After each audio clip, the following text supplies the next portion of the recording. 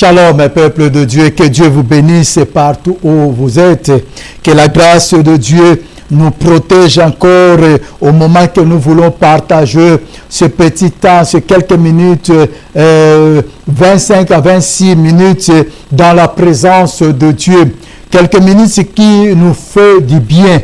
Parce que la parole de Dieu, c'est une puissance qui libère. La parole de Dieu, ça nous aide à sortir de l'ignorance et de comprendre la vie chrétienne, de comprendre le mystère caché de la parole. Car la parole a un mystère qui est caché. Et ce mystère, ça nous demande vraiment de le comprendre afin de le vivre. Parce que tout ce qui n'est pas compris, ou tout ce qui est mal compris, ça sera aussi mal vu. Tout ce qui n'est pas bien compris, ça sera mal compris. Et si on comprend les choses mal, c'est là que la Bible dit, aussi longtemps l'héritier est encore enfant, il n'est pas différent d'un esclave. Galates 4, 1. Donc, peu importe, même s'il est héritier, mais s'il est encore enfant, si son niveau de connaissance est encore enfant, cela veut dire qu'il n'est pas différent d'un esclave. Parce qu'il est incapable de gérer ses biens. Bien qu'il est héritier, il a beaucoup de biens, bien qu'il est celui qui va hériter immense, je ne sais pas, des milliards et des milliards ou des héritages énormes, mais s'il est encore enfant, il n'est pas capable, il n'est pas en mesure de gérer, il n'est pas en mesure de prendre soin de tous ses biens. C'est pour cela la Bible dit, il n'est pas différent d'un esclave, parce que ça sera quelqu'un qui sera géré par quelqu'un d'autre. Donc il ne sera pas en mesure de prendre les décisions par rapport à son héritage. C'est pour cela souvent on donne des tuteurs. On donne des tuteurs pour te contrôler. On laisse l'héritage à la banque et on te contrôle. Tu n'es pas en mesure de prendre autant d'argent par mois parce qu'ils savent bien que tu es enfant et tu vas faire la folie avec. Tu ne sais pas ce que tu as. C'est ça, le problème que nous avons aujourd'hui dans nos vies chrétiennes, dans la vie de beaucoup de chrétiens, dans nos églises. Les difficultés que nous rencontrons aujourd'hui, c'est parce que beaucoup de chrétiens sont encore dans ce niveau-là. Ce n'est pas offense, mais beaucoup de chrétiens demeurent encore, et il y a encore ceux qui aiment beaucoup cet état-là. Ils demeurent dans l'ignorance et ils prennent plaisir à cela. Rester dans l'ignorance, demeurer dans l'ignorance et continuer à vivre dans l'ignorance. Ils ne se rendent pas compte que c'est très dangereux. La vie avance, les choses avancent. Et le temps que nous sommes en train de parcourir, c'est le temps très risquant. Et beaucoup vont abandonner le Seigneur parce qu'ils étaient des ignorants. Ils étaient encore des enfants. Ils étaient encore dans cette étape-là, dans cet état-là. Ils ont demeuré enfants. Et quand le moment difficile arrive, un enfant ne peut pas résister. Quand il y a la guerre, un enfant ne peut pas résister. Quand il y a la famine, un enfant ne peut pas résister. Quand il y a les choses qui ne vont pas, un enfant se trouve toujours dans les difficultés. Dans la guerre, les adultes peuvent courir, ils peuvent s'échapper, mais un enfant a des difficultés à courir. Il ne peut pas mettre de 100 pas comme ça devait être. Dans la famine, pareil. Dans la tentation, pareil. Un adulte peut résister dans la tentation, mais un enfant, non. Si tu laisses la nourriture, un adulte peut résister pour ne pas prendre, mais un enfant, non. Un enfant joue même au feu, sans se rendre compte que le feu peut le brûler. C'est pour cela que nous voyons aujourd'hui dans nos églises, il y a vraiment des enfants qui demeurent les enfants. Ils sont là, c'est les mêmes personnes, ils ne changent jamais. Il faut que des dégâts et des dégâts. Tu laisses un enfant seul dans la maison, sache une chose, quand tu vas retourner, il y aura toujours quelque chose. Il y aura toujours. Il y aura toujours, c'est pour cela, même dans des pays développés, c'est interdit de laisser un enfant seul dans la maison. C'est interdit. Parce qu'ils savent très bien, si tu les laisses seuls, ils peuvent faire de grands dégâts. De grands dégâts. Ils peuvent causer des dégâts énormes. Sortez de cette attitude-là de demeurer les enfants. C'est le temps de la connaissance, parce que la connaissance va te protéger. Dans le moment compliqué, dans le moment difficile, c'est la connaissance de Dieu qui va te protéger. C'est pour cela que beaucoup abandonnent la vie chrétienne aujourd'hui, parce qu'ils n'étaient pas préparés à vivre ce qu'ils sont en train de vivre.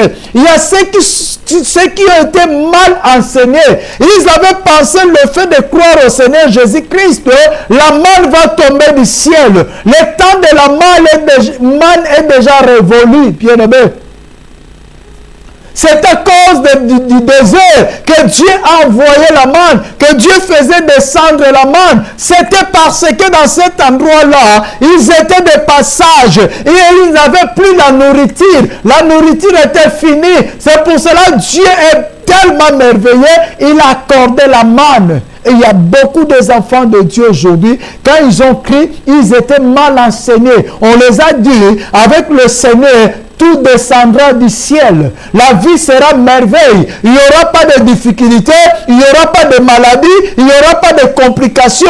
Tout sera à merveille. Ils étaient mal enseignés et aujourd'hui, devant les difficultés, la seule solution c'est d'abandonner. C'est d'abandonner. Sortez dans cet état-là. C'est le temps de devenir adulte, de vivre les choses étant adulte, de supporter les choses étant adulte, d'avancer étant adulte,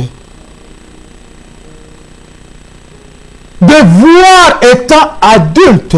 C'est ce que nous sommes en train de parler, le point que nous avons touché dans le livre de Luc 4, 18. Et aux aveugles, le recouvrement de la vie. Et aux aveugles, le recouvrement de la vie. Parce que le Seigneur a besoin que nous puissions être ceux qui voient.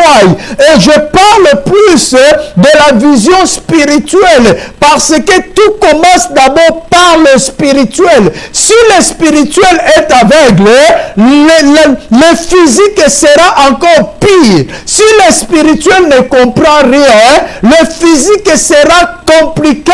Si le spirituel ne saisit rien, le physique sera sans résultat. Beaucoup de problèmes que nous avons aujourd'hui, c'est parce que nous avons un problème spirituel. Parce que tout commence par le spirituel. La promesse est là. Il a promis à tous ceux qui ont crié à lui. Il les a promis une vie. Je connais le projet que j'ai formé pour vous. Jérémie 29, 11. Le projet de paix et non de malheur. Il a promis. Et celui qui a promis est fidèle. Celui qui a promis est fidèle. Dieu ne peut pas mentir. Mais il faut avoir l'œil spirituel pour comprendre cette promesse. S'il n'y a pas l'œil spirituel, tu ne peux pas comprendre la promesse de Dieu dans ta vie. C'était l'inquiétude d'Asaph. Il a dit, je vois les méchants prospérer. Je vois les méchants vivre tranquille. Je vois les méchants vivre à l'aise. C'est en vain que j'ai gardé l'intégrité. C'est en vain que j'ai gardé cette attitude d'être chrétien. Quand on est limité dans la vision, ce qui veut dire tout est limité. C'est pour cela le Seigneur avait cette mission. Et aux aveugles, le recouvrement de la vie. Parce que c'est très important. Très, très important. Il a dit, c'est avec. C'est avec que je gardais cette attitude. C'est avec. Pendant que les méchants prospèrent, ils sont à l'aise dans leur vie. Ils n'ont pas la crainte de l'Éternel. Mais ils vivent mieux. Ils vivent mieux. Psaume 73. Psaume 73. Il a dit, oui, Dieu est bon pour Israël, pour ceux qui ont le cœur pur. 2. Quant à moi, pour un peu, mes pieds allaient fléchir. Il s'en est fallu de rien que mes pas me glissent. Car je jalousais les insensés en voyant la prospérité des méchants. Rien ne les tourmente jusqu'à leur mort, et leur corps est replet. Et je saute directement 13, mais vous pouvez lire tout. 13, il dit, c'est donc en vain que j'ai purifié mon cœur et que j'ai lavé mes mains dans l'innocence. Tous les jours, je suis frappé. Tous les matins, mon châtiment est là. Si je disais, je vais m'exprimer comme eux, voici que je trahirai la race de tes enfants. J'ai donc réfléchi pour comprendre cela. Ce fut pénible à mes yeux. Ça, c'est important. Hein? Ça, c'est vraiment important. Il a dit, si je disais, je vais m'exprimer comme eux, voici que je trahirai la race de tes enfants. J'ai donc réfléchi. Pour comprendre cela, ce fut pénible à mes yeux. Il parle des yeux humains. Il parle de la vision humaine. Mais comment les méchants prospèrent? Mais comment les méchants vivent à l'aise? Mais comment personne ne les dérange? Rien ne les tourmente jusqu'à leur mort. Et leur corps est repris. Oh, comment? Ils sont là. Beaucoup de chrétiens parlent de ces choses, vous savez. Beaucoup de chrétiens jalousent les méchants. Les païens vivent bien. Ça devient même langage dans beaucoup des églises, dans la vie de beaucoup de chrétiens.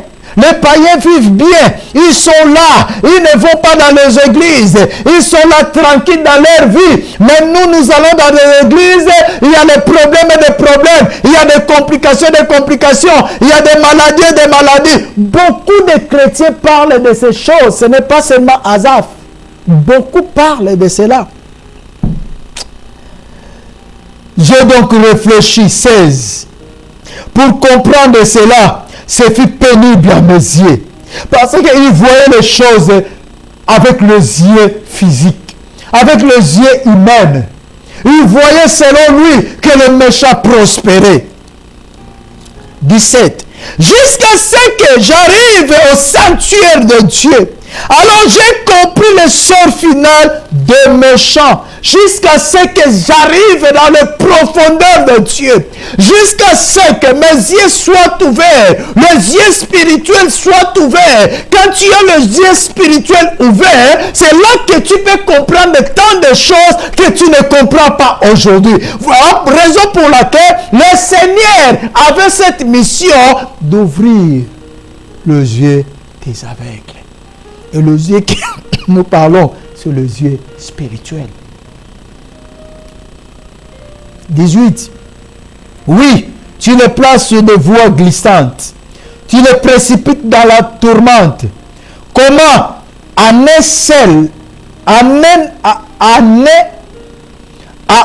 instant, le voilà en pleine désolation. Ils sont à bout, achevés par l'épouvante. Comme un songe au réveil. Seigneur, à ton éveil, tu repousses leur image.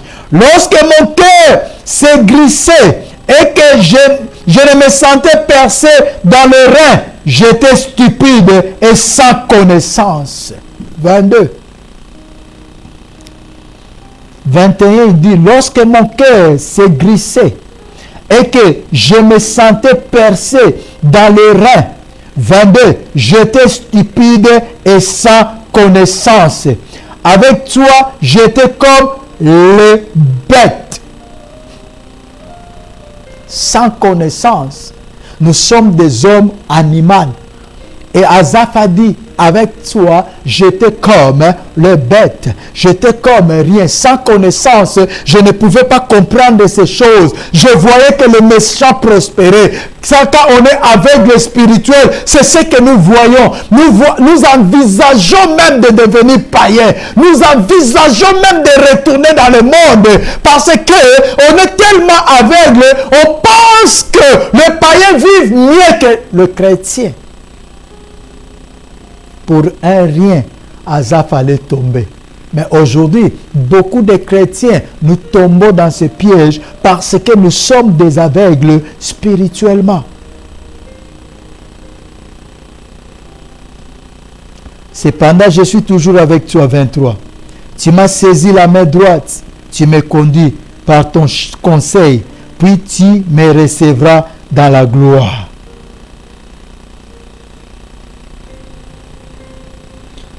Sortons de cet aveuglement spirituel. C'est très dangereux, bien-aimés.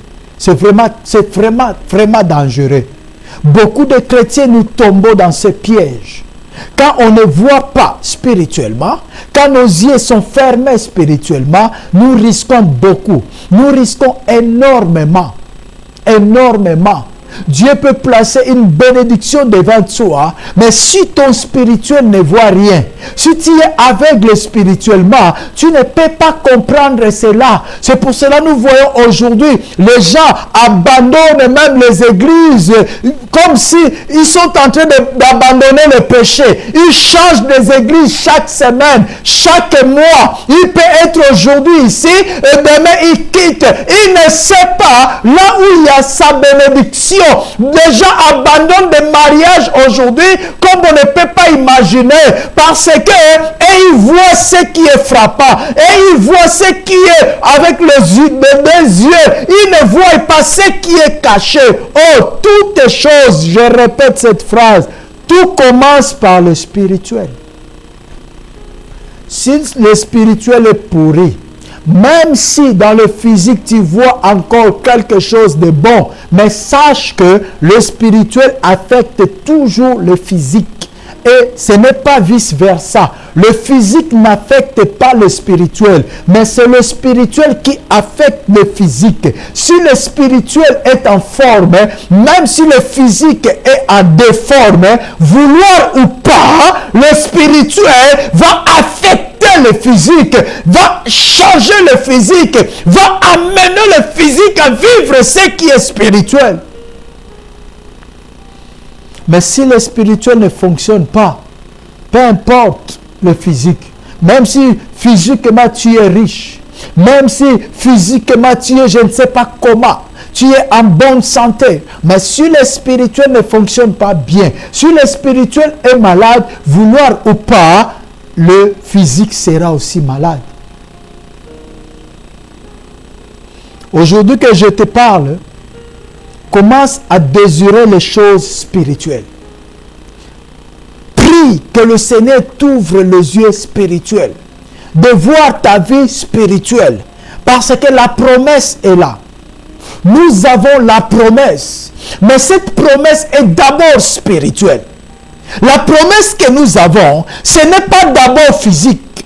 On va parler de la promesse à la prochaine opportunité. Mais à savoir une chose, la promesse que nous avons, ce n'est pas d'abord physique. C'est la promesse spirituelle. Pierre s'est mis debout dans le livre de Actes 2. Il a dit, la promesse est pour vous. Ce que Dieu a promis à Abraham, c'était d'abord la promesse. Abraham marchait qu'avec la promesse.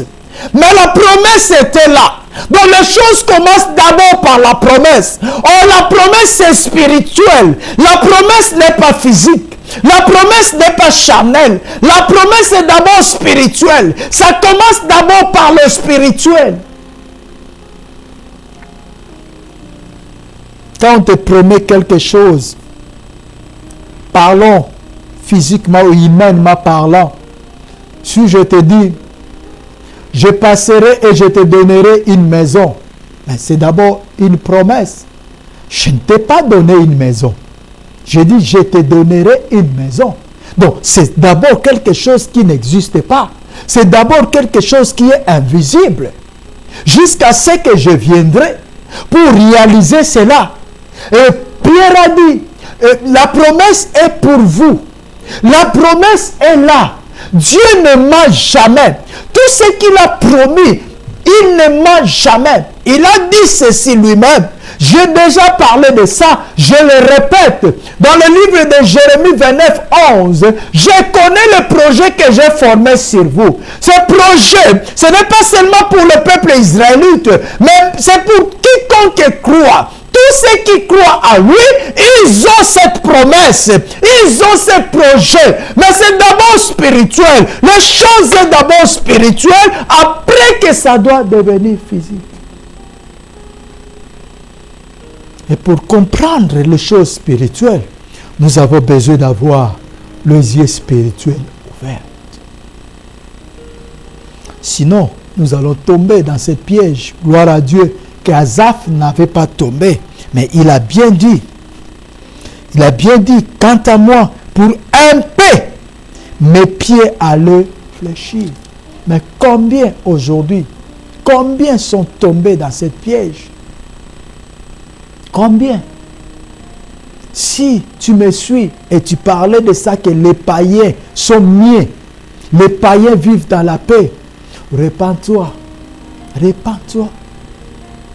Cela veut dire, tu es en train de sous-estimer la puissance de la croix. Tu es en train de sous-estimer la puissance du Créateur. Tu es en train de dire que Dieu ne fait rien pour ses enfants. Tu es en train de traiter Dieu d'irresponsable. Quand on dit ces choses, c'est ça vraiment le sens. On est en train de traiter Dieu d'irresponsable. Il ne peut pas prendre soin de ses enfants.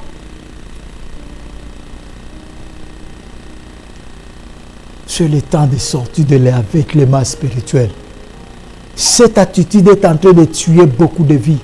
Cette attitude est en train de malmener beaucoup de vies. Cette attitude est en train de détruire beaucoup de vies. L'attitude d'être aveugle spirituellement, de voir les choses qu'avec les deux yeux.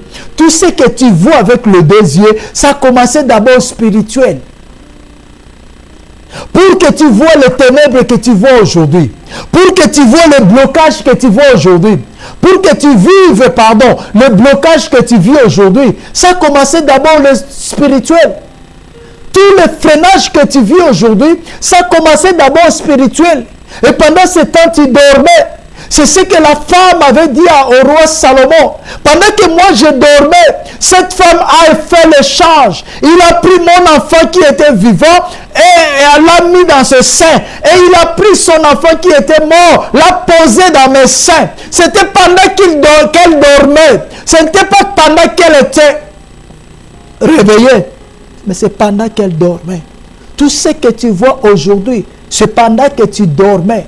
Le mal que tu vis aujourd'hui, c'est pendant que tu dormais. C'est dans ton sommeil, pendant que tu étais encore dans le sommeil spirituel, que l'ennemi avait travaillé. Le disciple a posé la question, mais d'où viennent ces herbes? D'où vient, Seigneur? Nous, on avait planté les bonnes herbes, mais d'où viennent les mauvaises herbes? Jésus leur a répondu, pendant que vous dormez, pendant la nuit, l'ennemi est venu pour planter de mauvaises herbes. Pendant la nuit, pendant que vous dormez. Et ils n'étaient pas là. Ils dormaient la nuit et l'ennemi plantait. Le matin qu'ils ont vu ça.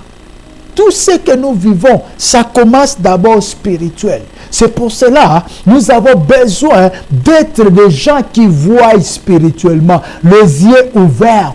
Nous avons besoin de cela. C'est très profond, bien-aimé. Dans le temps que nous vivons, nous avons vraiment besoin de ne pas être des aveugles. Ce n'est pas à notre avantage d'être aveugle spirituellement. Ce n'est pas à notre avantage de rester les enfants. Ce n'est pas à notre avantage. C'est le temps de croître. C'est le temps de comprendre les choses spirituelles. C'est le temps de prier au Seigneur. C'est parmi ta mission de rouvrir les yeux des aveugles. C'est au-dedans de ta mission. quand tu as dit l'Esprit du Seigneur est sur moi, c'était aussi pour ouvrir les yeux des aveugles. Et ouvre mes yeux. C'est la prière. Fais cette prière. Seigneur, ouvre mes yeux. Je ne veux pas être surpris par des problèmes. Je ne veux pas être surpris par des difficultés. Je ne veux pas être surpris par des maladies. Mais ouvre mes yeux. Ouvre mes yeux. C'est le temps de demander cela. Et quand nous demandons quelque chose avec sincérité, avec ses désirs, Dieu nous les accorde. Parce que c'est notre Père. Que le Seigneur vous bénisse. Nous allons nous retrouver à la prochaine opportunité. Demeurez dans la paix du Seigneur et que Dieu puisse ouvrir vos yeux afin de voir ce qui est caché. Parce que ce qui est caché, c'est plus profond de ce que nous voyons. Que Dieu nous bénisse au nom de Jésus-Christ.